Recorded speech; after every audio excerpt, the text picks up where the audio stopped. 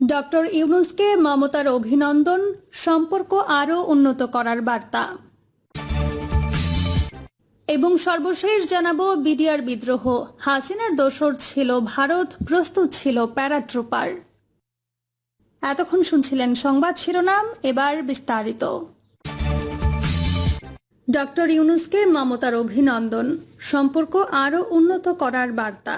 নবগঠিত অন্তর্বর্তীকালীন সরকারের প্রধান উপদেষ্টা অধ্যাপক ডক্টর মোহাম্মদ ইউনূসকে অভিনন্দন জানিয়েছেন ভারতের পশ্চিমবঙ্গের মুখ্যমন্ত্রী মমতা ব্যানার্জি। নতুন এই অন্তর্বর্তীকালীন সরকারের সঙ্গে সম্পর্ক আরও উন্নত হবে বলেও তিনি আশা প্রকাশ করেন। শুভেচ্ছা বার্তায় মমতা ব্যানার্জি বলেন, অধ্যাপক মোহাম্মদ ইউনূস সহ বাংলাদেশে যারা কার্যভার গ্রহণ করেছেন তাদের প্রতি আমার রইল আন্তরিক অভিনন্দন ও শুভকামনা। আশা করি তাদের সঙ্গে আমাদের সম্পর্ক আরও উন্নত হবে। মমতা ব্যানার্জি বলেন, বাংলাদেশের উন্নতি, শান্তি, প্রগতি ও সর্বস্তরের মানুষের আরও ভালো হোক এই কামনা করি।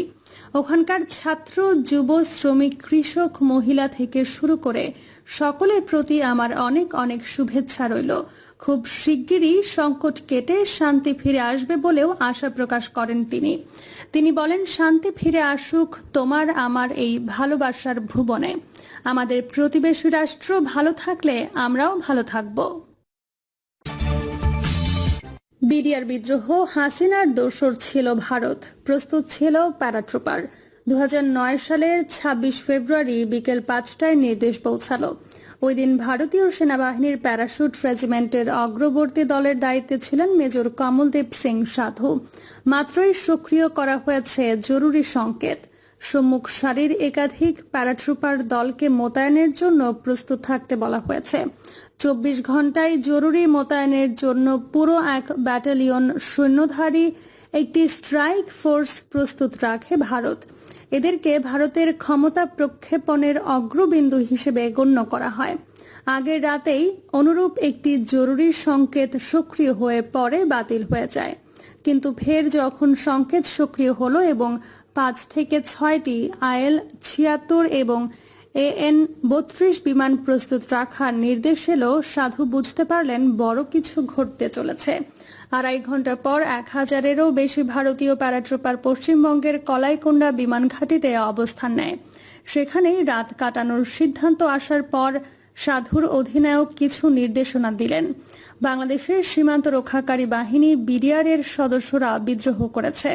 সেনাবাহিনী থেকে আগত উচ্চপদস্থ কর্মকর্তা ও তাদের পরিবারের সদস্যদেরকে হত্যা করছে। সদ্য নির্বাচিত প্রধানমন্ত্রী শেখ হাসিনা, যিনি তখন প্রতিরক্ষা মন্ত্রণালয়ের দায়িত্বেও ছিলেন, তিনি হুমকির মুখে পড়েছেন। তিনি আর সেনাবাহিনীর সমর্থনের ওপর নির্ভর করতে পারছেন না। তিনি ভারতের কাছে সাহায্য চেয়েছেন এবং সেই জন্যই আমরা বিমান ঘাঁটিতে অবস্থান নিয়েছিলাম।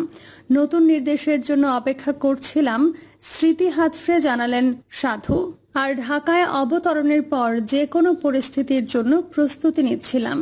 নয়াদিল্লি, ঢাকায় ভারতীয় কূটনীতিকদের নিরাপত্তা দিয়ে উদ্বিগ্ন ছিল। যদি সহিংসতা বৃদ্ধি পায় তবে এই কূটনীতিকরাও হামলার মুখে পড়তে পারেন। ঠিক একই মুহূর্তে সেনা কর্মকর্তাদের ওপর বাংলাদেশের ইতিহাসের সবচেয়ে নৃশংস হত্যাযজ্ঞটি চলছিল। হত্যাকাণ্ড শুরু হওয়ার পরপরই হাসিনা তার নিকটতম মিত্র, নয়াদিল্লির শীর্ষ কংগ্রেস নেতা, সদ্য নিযুক্ত অর্থমন্ত্রী প্রণব মুখার্জিকে ফোন করলেন। ঘটনা শোনার পর মুখার্জি সাড়া দেওয়ার প্রতিশ্রুতি দিলেন। ঢাকা থেকে সাহায্যের অনুরোধেরও প্রেক্ষিতে প্যারাট্রুপার মোতায়েনের ইন্তজাম করা হলো।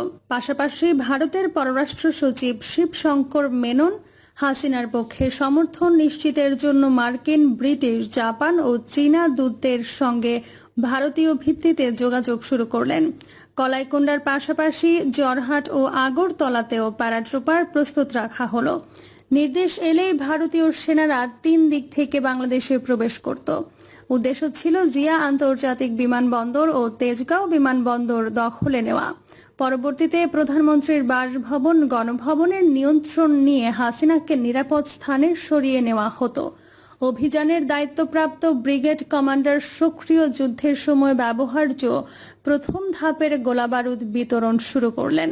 অত্যন্ত অস্বাভাবিক এই কাজ থেকে উদ্ভূত পরিস্থিতির ভয়াবহতা আঁচ করা যায়। বাংলাদেশের সেনাবাহিনী কিভাবে প্রতিক্রিয়া দেখাবে তা নিয়ে একটি উদ্বেগ ছিল।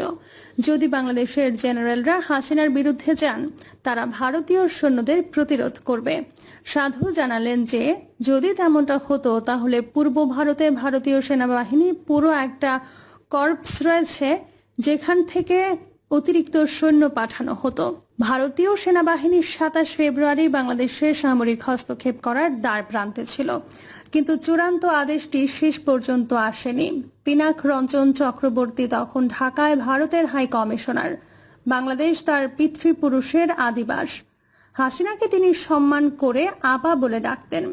তিনি বলেন, আমরা কিছু বাহিনীকে সতর্ক অবস্থায় রেখেছিলাম বটে। হাসিনাকে জানিয়েছিলাম যে আমরা তার নিরাপত্তা নিয়ে উদ্বিগ্ন। কিন্তু কেন? কারণ ভারত জানতো না পরিস্থিতি কতদূর গড়াবে।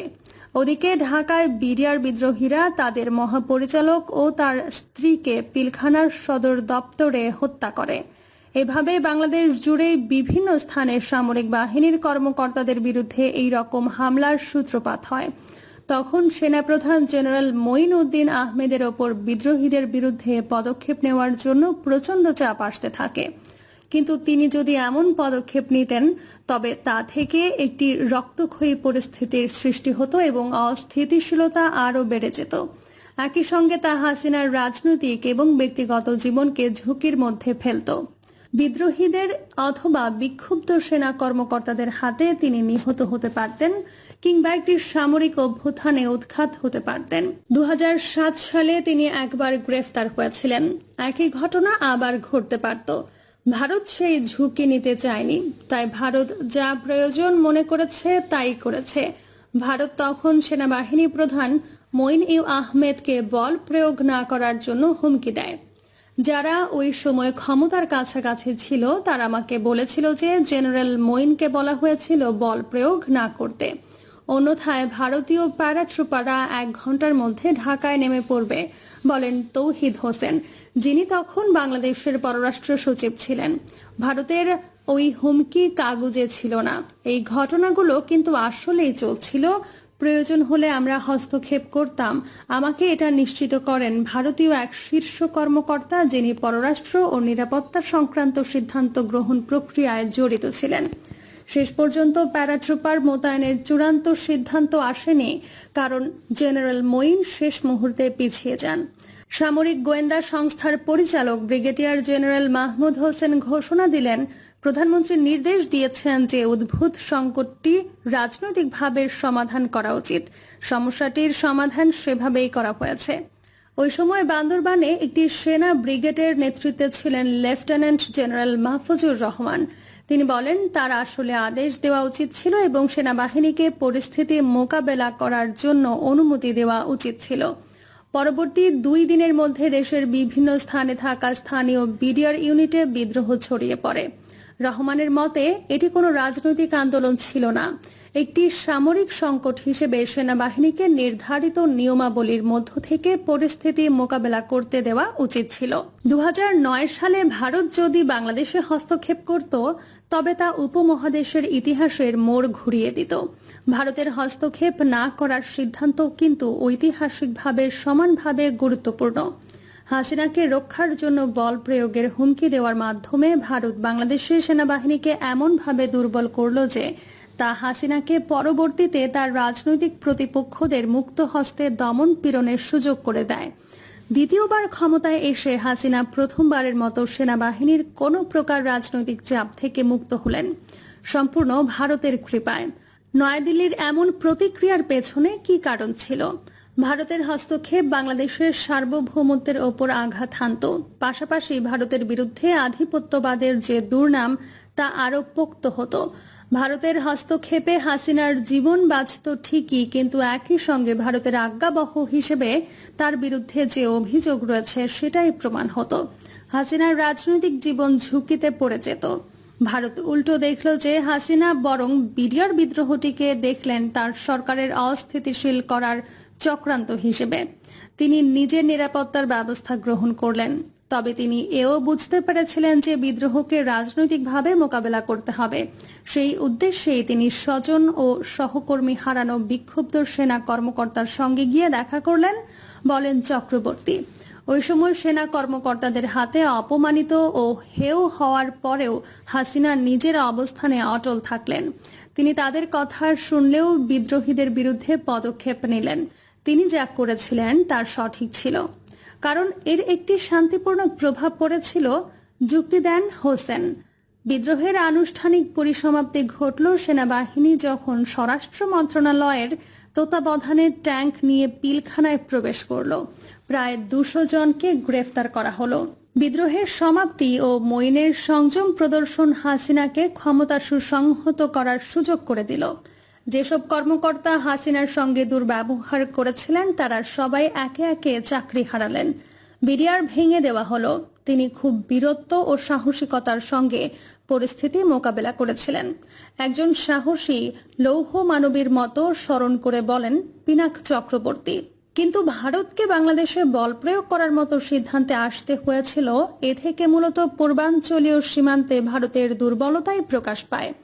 বিডিআর বিদ্রোহের সময় ভারতের এই অনিরাপত্তা বোধের কারণ অনুসন্ধানে আমাদেরকে ফিরে যেতে হবে 2001 থেকে 6 সালের বিএনপি জামায়াত আমল ও 26 নভেম্বর মুম্বাই সন্ত্রাসী হামলার সময়কার ঘটনাবলিতে। মুম্বাই হামলার ক্ষত তখনও শুকায়নি। নয়াদিল্লি তাই বিডিআর বিদ্রোহটিকে পাকিস্তান কেন্দ্রিক দৃষ্টিভঙ্গি থেকে এবং একটি জাতীয় নিরাপত্তাজনিত হুমকি হিসেবে দেখেছিল। প্রিয় দর্শক, এই ছিল এখনকার সর্বশেষ সংবাদ। আপডেট সব সংবাদ পেতে চ্যানেলটি সাবস্ক্রাইব করে বেল আইকনটি ক্লিক করে রাখুন।